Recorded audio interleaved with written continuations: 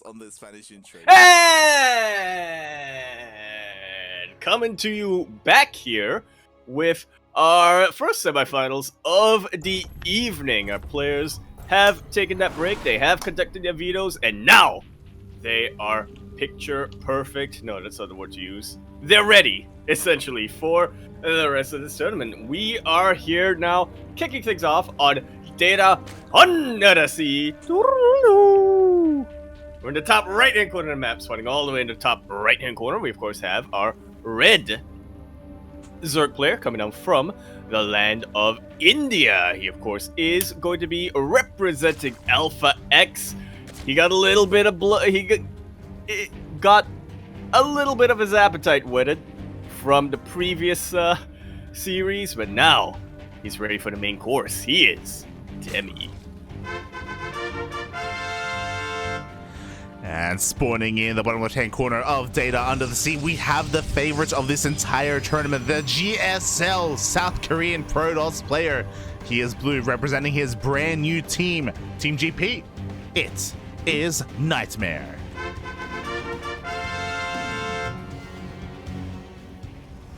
I almost couldn't believe my eyes when I looked at the bracket today, and I was like, oh yeah, it's stacked. We've got a lot of good players. Hold on. That's a name that I haven't seen in a long time. Mm-hmm. Exactly. When it comes to the top tier Korean talent, so far only 3 of them have graced us with their presence. That is, of course, Byun, Keen, and NightMare. There are times where all 3 of them show up. There are times where none of them shows up. But this week it was NightMare that does rock on up here. He wants his paycheck. Can anyone stop him? I mean, his current opponent, again, took him all the way to the ace match last time they faced. Yeah, even won the first 2 maps they played against. Yeah. Does NightMare remember that? Because I feel like if he does, then maybe he'll be a bit more prepared here, but it's been a while, is all I'll say. You've got some Street Fighter M Bison vibes going on, you know? For you, it was the most disastrous, catastrophic day of your life. For me, it was Tuesday. It was Wednesday. It was Wednesday, yeah. I thought it was Tuesday because I thought it was an Holy Moly, but no, it turns out it was Wednesday and a completely different tournament as well. Exactly. So, a bit of a bigger impression for Demi, I'm sure. But I'm sure he's also aware of what his opponent's weaknesses were, what he was able to exploit. If you remember, he had a couple of Link Floods that he whipped out in that series, and he was able to catch NightMare off guard. Yeah, it's slowly coming back to me now. Almost like it was a bad dream. A nightmare. A little bit, yeah. Oh, whoa. Well, so far we have some pretty standard opens. We had a hatch gas pool from Demi. Of course, his natural was denied, so he goes to the unnatural natural, now taking his 3rd. And NightMare does open up with a standard Stargate, this time no Void Ray. Yeah, a lot more, like you said, a lot more standard, a lot more orthodox coming out from NightMare Oracle. To scout initially, but we'll see how many of them he gets and how well he's able to control the Oracles as well. Yep. If you start losing drones early on to your Oracles, it's no longer a nightmare for you. That's the reality you're in. Yeah, the nightmare becomes terrible. reality. Yeah. Switches to Terran. What? Yeah. Then you can mule. That's the first Oracle zooming out across the map. So already an interesting variation going on right now, as the first Oracle does run into 2 Queens. No Spore here at the 3rd base, but with the help of the Queens, with the good enough stutter stepping, they're able to dish out so much damage to the Oracle. Oh my god! Literally one more volley or 2 more volleys if it was only going to be a single Queen. NightMare somehow able to keep that Oracle alive behind all of that and gets 2 drones, which is pretty good. It is pretty good, but I don't know if you noticed, it was an Oracle into a Void Ray, and we see why. The Void Ray follow-up should be a tell, as he's about to reveal it here to Demi. So Demi now knows 100% it's not triple Oracle into Stalker, it is something different, and we can see there's a second Stargate. Azura has completely ruined me, like. I saw the second Void Ray and I was like, oh, he's doing it! The Fleet Beacon's gonna be thrown down! And I saw a second Stargate and I'm like, oh, right. We're not in Italy anymore. Yeah, not anymore, mate. We're back in the land of Singapore. We're back in the Southeast Asia Sea. where Demi does roam free, and I'm worried because he's yet to scout anything. Unfortunately, looking at his vision, he wasn't able to see the upgrade researching for +1 air attacks. This did start after the Void Ray went down, so Demi's in the dark right now. This is still okay. He's working on +1 melee, which isn't the most ideal, but like he's still in the dark. Yeah, he, like I said, just has no idea what he's up against. Obviously, +1 melee can work out if you're going to be playing a more harass heavy and run by heavy style, but that's also kind of why, you know, the Protoss player is going for Void Rays. Because they can just shred through blings like they're nothing. Yeah, exactly. Void Rays are being produced one after the other. Pure Skytoss is coming out. We even have a Forge here for NightMare. This is honestly pretty disgusting. We have a Twilight Council, so it looks like NightMare is already thinking about diversifying his army composition, and I imagine working towards Archons or working towards Storm, working towards Charge to complement his army. But again, Demi still hasn't seen too much here as, oh, there's a little bit of latency. Who is it? No, no! No! Ah! NightMare still has to cut to an ad. Yeah, NightMare, he's on point there with the production. But oh god. That's that Indian internet coming in clutch. Yeah. I'm surprised that he didn't get any latency issues to EU. But now that we're back in Singapore, True. the cables, man. Yeah, They're routed weird. Yeah, Demi was fine in Europe. Hopefully everything's okay because we had things cut out just like this. It's possible that maybe there's like a power outage or something. Oh, so true. yeah, we may just hop on over in Discord and message Demi actually. Yeah. And we are now back. I was real worried when the loading bar stopped. I was holding my breath. I kept my hands completely off mouse and keyboard. But, oh god. Now we're getting back in. Yes, we are loading back in. Our players are here. I deeply apologize for the downtime. We went through so many. We played through like 30 minutes worth of duct tapes. Not an exaggeration. Yeah, I apologize for the downtime, but Demi, he had to restart his PC and he had to clear some things up, but now he is here. He has returned. We are resuming from replay. Hopefully, we are diving back into our game. Fingers crossed. Hopefully, a player did not crash as we were loading on in. If that happens, we may have to issue a walkover. It's possible. It's possible. It is. It is possible, but we're hoping to avoid that as much as possible. We really don't want to hold up the tournament for too much longer while this is all going on. Night Phoenix versus Mio Micah did finish up. It was actually 2-1 in favor of Mio Micah, but afterwards he did say very specifically, I have to forfeit, but please let the record show that I won the best of 3. So my boss doesn't yell at me. Yes. So Mio Micah won the series against Night Phoenix 2-1, but Mio Micah has COVID, and unfortunately, he said that he is unable to play anymore. He's just too far out of it. So he did give the walkover win to Night Phoenix. So my condolences to Mio Micah. He's an amazing player. He's great at what he does, but unfortunately, he is unwell at the moment. So my heart goes out to him. Yeah. On the bright side, though, that means we're gonna have a PvP. True. is that a bright side? It's perspective. Oh boy. Okay, No.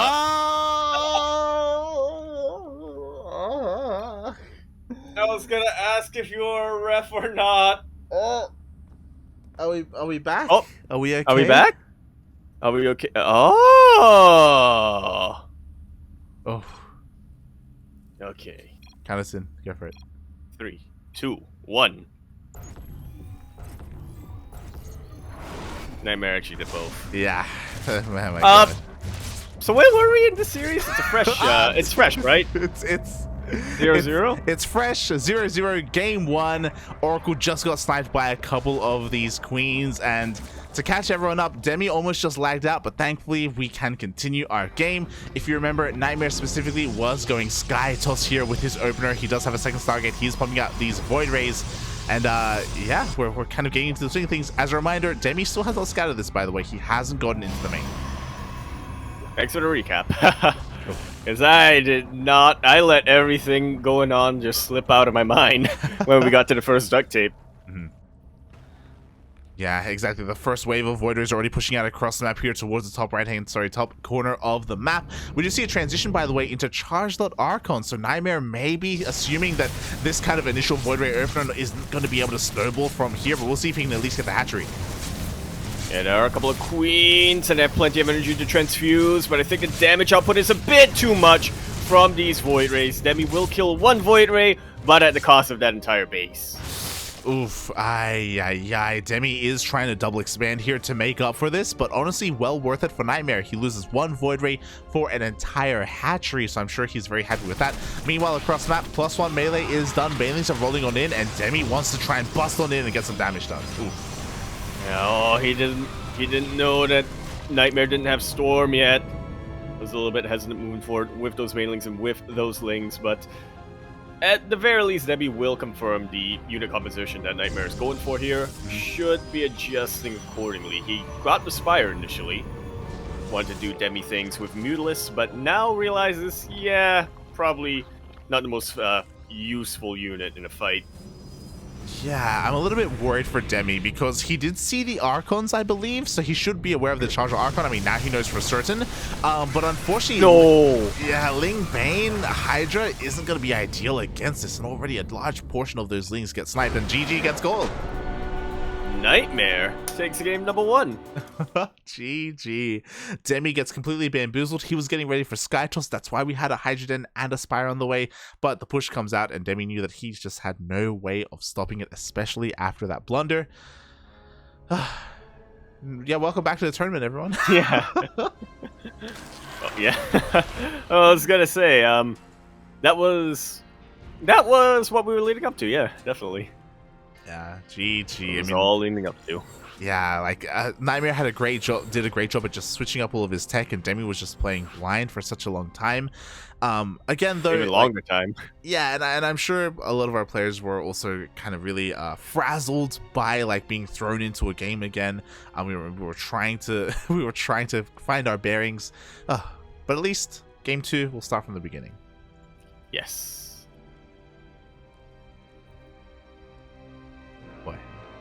Right from yes.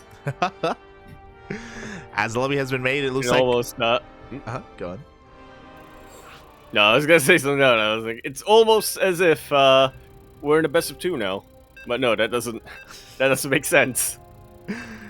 Oh god, yeah. We just thought hopefully Demi can again regather his thoughts here because he was even lagging out of game 2. So hopefully his internet can hold on here just a little bit longer to get him through game number 2. Yeah. As a reminder to everybody, again, Demi faced NightMare in that Sparkling Tuna Cup when that NightMare ended up winning. Got to match point off the back of his Ling control and his aggression. Yeah.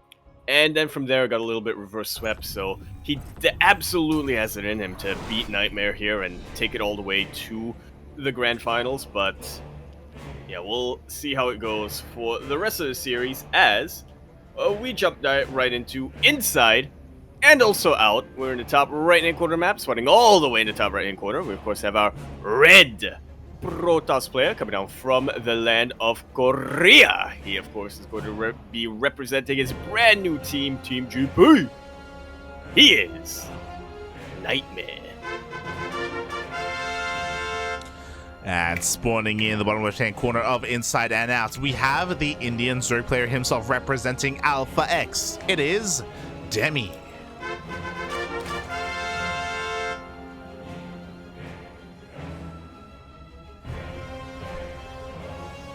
Alright, time to regather all the bearings that were lost a little bit. Some of the sanity that we had to sacrifice with all those duct tapes. Yeah, probably we're watching duct tapes. I mean, yeah, like both you and I, we were a little bit preoccupied as well, watching the duct tapes, and it also takes us out of the zone a little bit of casting. But we're now back, and yeah, hopefully this goes at least all the way to the ace match. I want to believe here in Demi, but also NightMare. That last game, like talking a little bit about it, was really out of left field a little bit. So open up with Void Rays, only make 4, and then hard switch into Charged Archon. It's not something you see too often. Yeah, it was absolutely in control in that game, start to finish. Now, in fairness, Demi also could have done better to try to scout NightMare in game number 1, but regardless, I think that was a very, very well thought out tech switch coming out from NightMare, regardless. Definitely. We'll see if he's able to pull something like that off again, as again we do have some standard openers. Demi's able to confirm, okay, you know, your initial buildings are here as a part of the wall, there's no forge, there's nothing crazy going on. And it all kind of starts here with the first tech structure of choice. Is it going to be the Stargate? And even if it is, are we even going to see oracles? We could see motherships. I mean... nah. There's no Italians here, Papi. There's no Italians here. Unfortunately. No matter how many hand gestures we make. It does look like Demi's going to be a little bit more aggressive in the early game this time. I thought that too. God, as everyone crossed your Ethernet cables, Demi is still with us for now. I agree, as we do have a couple of links already coming out here. Demi has cut drone production, and he is banking up these links. The goal right now is for NightMare to try and scout them and try and get an eye on that drone count. He does get a nice little scout here in the unnatural natural. But is that enough of a tell? Oh, he sees. Yeah, another wave of lings are on the way. The wall needs to become a wall. Meanwhile, across the map, NightMare is opening up as he recalls everything back home, recognizing that a link flood is on the way. He is able to get a full wall off. He has a robo behind this. Did go for a Twilight Council opener, which means he has no Oracle or Void Ray to help defend. Yeah, everything he needs right now comes from gateways and probes. Exactly, the lings are already here. They have honestly really good surface area on this building gateway, and the gateway is going to go down. And the lings are the probe was not able to place on a pylon in the end. Tons of probes. The entire mineral line is going down. The rest of the lings going straight into the main base. Oh, exactly. NightMare is able to get a full wall off in the end, but how many probes is he going to lose in the process? The lings, they have come back with a vengeance, and they're trying to break through that gateway again. Demi, man, he sniffed an opportunity, and he is leaning full forward into it. 12 probes go down. 13 in total so far, and I'm just looking at all the links that are on the map right now. I'm looking at Demi's 24 army supply against NightMare's 4. And there you have it. GG gets called. Demi, just like that, in just under 5 minutes, takes game 2, and we are going to an ace match. Woo! That's what I'm talking about. This is the Demi that I know and love, mate. This is how he took it to NightMare in the past. He's doing it again. I was gonna say, NightMare all of a sudden getting some flashbacks to the last time they faced each other. Yeah, exactly. It was just an unfortunate just an oh, there we go. Just an unfortunate kind of position there for NightMare, just because again he had very limited just production to make use of. He was trying to get a full wall off, but it was a late reaction as well, and because of that the gateway had low HP or low shields, so Demi just had some beautiful surface area on it, was able to focus it down. A lot of that also came down to the fact that it was on inside and out, which does have a bit of an awkward ramp. An awkward ramp, a straightforward rush path. It's one of the best all-in maps for Zerg in the current pool. On the other hand, we're going into the straight-up worst all-in map for Zerg, especially in ZVP, Cosmic Sapphire, to decide who is going to be the player advancing to those grand finals. Oh, let's see. Let's find out who it's going to be. It goes all the way to that ace match. Is it going to be the favorite, GSL Protoss, or is it going to be the underdog, the Indian Shark himself? We will find out. The most important thing, though, I do hope that we are able to actually play out the games and not disconnect. Yeah, this is... Okay, just progress. Oh. Unless I'm high. I thought I saw the bar move. So hopefully we can load on in. Fingers Yes, crossed. yes, yes. Oh, beautiful. Whew. And it all comes down to this, at least in the semifinals. Cosmic Sapphire, we're in the top left-hand corner map, spawning all the way in the top left-hand corner. We, of course, have the red Protoss player coming out from the land of South Korea. He is representing his brand new team, Team GP. He is not Dream. He is the opposite. He is NightMare. And spawning in the bottom right-hand corner of Cosmic Sapphire, we have the Indian Zerg player himself. He is representing Alpha X and also blue. It is Demi. Cheesing it up a little bit in that last game, going for the Ling Flood. And yeah, we found ourselves here in the ace match. I doubt a Ling Flood is going to work 2 games in a row there. Now a Nidus Swarm, however, Oh. that could work. I don't know if Demi's really the kind of player to go for a Nidus, but I wouldn't be opposed to a more standard game either, especially on a map like Cosmic Sapphire where it doesn't take too much to wall off here at your natural, which means the building's going to be less exposed, and again, like, early aggression is just that much harder to pull off. Yeah, NightMare definitely going to be feeling safe for a little while, but hopefully hopefully he is still able to prepare against whatever Demi's going to be throwing his way. Demi, no matter the map, he loves to play aggressive. Oh yeah, and we'll see what kind of form of aggression that's going to be. So far, hatch gas pool opener from Demi. What's also important is that Demi was able to get his hatchery here at his actual natural location, so NightMare was a little bit too slow and wasn't able to stop that from happening. So Demi's going to be feeling a little bit good about himself, at least to kick things off. And it also means that if NightMare wanted to open up with like Glaive at Eps or something like that, he's going to have a harder time pulling that off.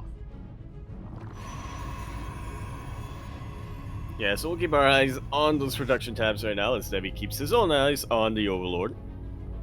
It's got a little bit for that tech. Yeah, just keeping an eye on what NightMare is up to as we do just, train up from here. I was actually lying. I was keeping my eye on the gold base. You're like, is anyone gonna take the gold? Yaku, please. We're not casting Azura, okay? It's not happening. Calm down. I see a Stargate! Yeah, you know, we're falling back onto a more standard Stargate opener, so NightMare, he doesn't want to take a risk like last game, going for a Twilight Council into Robo, nothing crazy like that, no DTs coming out from him. But again, we also saw in game number 1, even though it happened an hour ago, the fact that he even flirted a little bit with Skytoss. Yeah, I mean, flirted is probably the right word to use there, because he looked for a little while he was going to commit more, right? He was getting +1 sky weapons, but no, it was just for those 4 Void Rays. It was just to try to hunt down hatcheries wherever they come from. So yeah, we'll see how NightMare incorporates that. This game, it is a bit more standard. He is going for the Oracle, but he did also go for just a single Oracle in game number 1. True, exactly. You know, game 1, I guess maybe it was more than just flirting. It was like maybe a one-night stand with Skytoss, or which base is that? At least 3 bases. And yeah, we'll see how he does from here. The first Oracle is going across the map. Ooh, it looks like NightMare tries to expand and take a 3rd base. Demi does slow him down a little bit, and NightMare actually makes a 2nd Oracle. Unheard of. Crazy. Who does this? Speaking of being crazy, though, Demi skips his spores. He has 2 queens, but the 2 queens do not stop 3 drones from going down. They do dish out a lot of damage to the Oracle, but the Oracle survives. And that really is the most important part here for that, or the most important thing for the Oracle to do is just live. It's going to meet up with the 2nd Oracle that can definitely tank a couple of queen volleys and a couple of spore shots as well, while they both one-shot the drones. Yeah, exactly. There's still no spore here at the 3rd base either, so there are definitely avenues of attack here for NightMare. He can definitely find a way into that 3rd. We don't even have a spore in the main base, so Demi is being as greedy as possible here, cutting as many spores as possible. Well, let's see if this ends up working out for him. He is once again researching +1 melee, but behind all of this, NightMare, he's getting Blink, he's getting his Gateway Explosion. This is a lot more orthodox. Yeah, exactly. So I want to favor Demi a little bit here. He does lose another 2 drones, so that's 5 drones in total, and the Oracles are still alive. So these Oracles have been putting in a lot of work, and they're not done. They want a little bit more.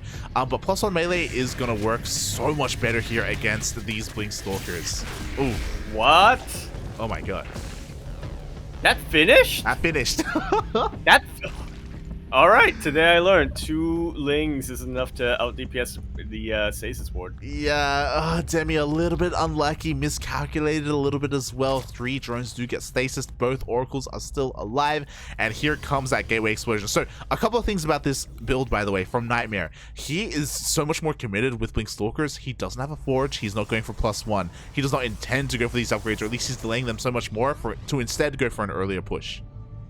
Yeah, he doesn't even have a War Prism or anything, or even a Robo Facility to continue to reinforce this. He just wants to do as much damage as possible, and if there's an opening, maybe go all in from there. Yeah, we do have the pylon on the front lines as well. We're going to be seeing a proxy gateway, so NightMare can reinforce in the face of Demi. He is here, ready to just push on in and hopefully break the Zerg player. Demi needs to make nothing but Lings right now, and even then, it may not be enough. Yeah, I do like that he's getting a couple of Banelings here, you know, throw in that little bit of splash damage and a little bit of instant damage can really turn the tides when the Lings just clean up the rest of everything. But like you said, he just needs a whole lot more of everything right now. NightMare Blink finished up. He is kiting very, very well with these Stalkers. He's able to force the high ground and the choke point. Yeah, I almost want Demi to give up this space. I don't know if it's worth trying to hold on to it. It looks like finally he has given it up, but he did lose a lot of Lings in the process. He has 26 more Lings on the way though, and +2 melee. So from here, Demi has another base. He can defend as long as he doesn't get stasis trapped. Yeah, this is definitely a good position to try to go for a sandwich. Nice trigger on that stasis. There's plenty of energy left in those Oracles. This is a really good position for NightMare to fight in right now, and he is forcing so many casualties on those Lings. Man, the Blinks have been insane. I wanted to look at the unit loss tab to see how efficient that trait was, but yeah, didn't quite get it in time. GG, NightMare takes that series 2-1 and will advance to the grand finals.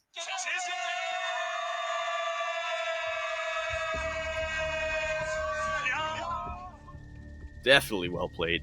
GG, well played. NightMare hit that timing beautifully, and Demi unfortunately just didn't recognize what was happening until it was a little bit too late there in the end.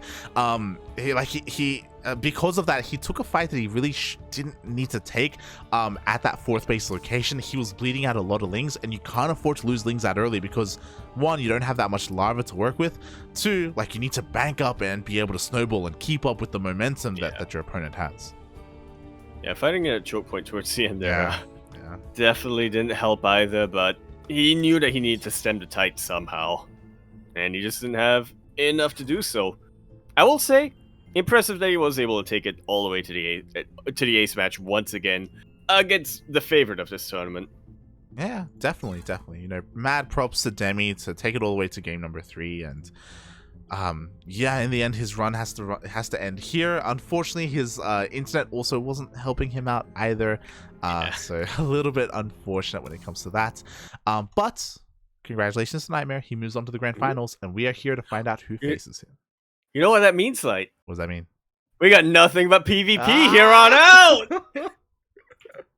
Is that a good thing? Is that... I mean, you know, we are casting together. I guess it can only end one way. It has to be PvP. It can only end one way. Oh, I thought you were going to say it can only end driven to the psych ward. That too. I said PvPs across the board. Regardless, there will be a Protoss champion tonight. And what I was getting at is that I guess we have a bit of a curse here on the Cranky Ducklings where we just always have to cast nothing but PvPs.